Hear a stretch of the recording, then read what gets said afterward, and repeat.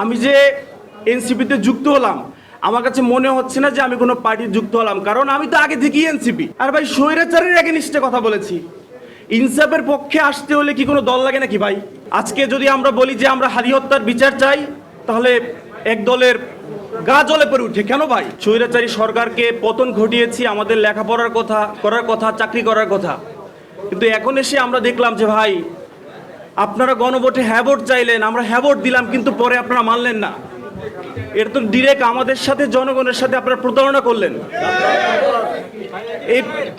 এই প্রতারণা তো আপনারা করতে পারেন না আমাদের সাথে।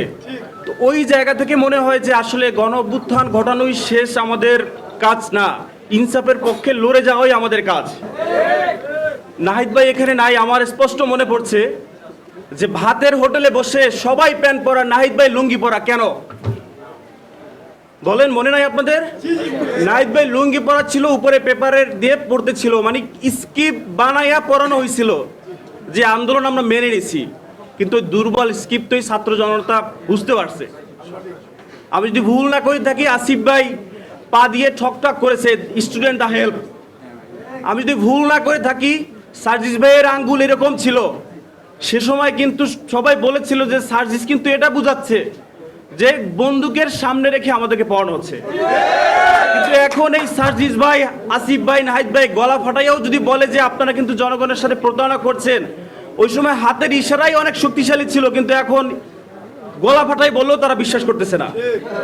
সুতরাং আজকে যদি আমরা বলি যে আমরা হাদি হত্যার বিচার চাই, তাহলে এক দলের গা জ্বলে পড়ে উঠে। কেন ভাই?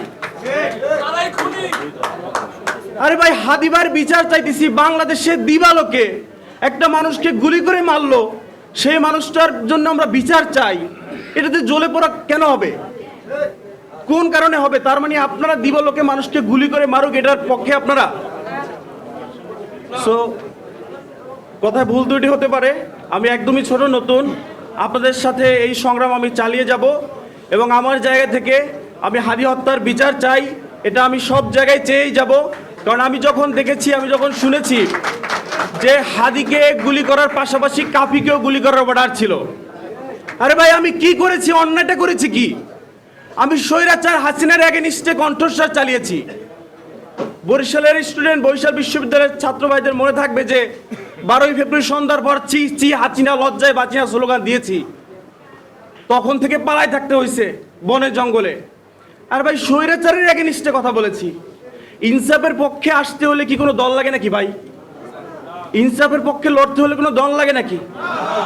আমার কাছে মনে হয়, আমি যে এনসিপিতে যুক্ত হলাম, আমার কাছে মনে হচ্ছে না যে আমি কোনো পার্টির যুক্ত হলাম, কারণ আমি তো আগে থেকেই এনসিপি। মানুষ সত্যের পক্ষে কথা বলবে, তার অধিকার ফিরে পাবে, ইনসাফের পক্ষে লড়ে যাবে, হাদি হত্যার বিচার চাবে। এটা তো এনসিপি রিলেটেড। সো বেশি কথা বলবো না। আবার আমাদের উপর থেকেই মানে হচ্ছে কথা না বলার একটা অভ্যাস। আরে ভাই, আপনি সরকার প্রধান, আপনি কথা না বললে কথা কি বলবে? আপনার কাজই তো কথা বলা।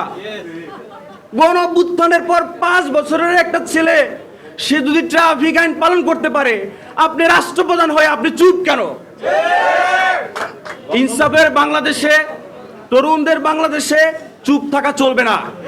ইনকিলাব, ইনকিলাব, ইনকিলাব, ইনকিলাব, জিন্দাবাদ, জিন্দাবাদ।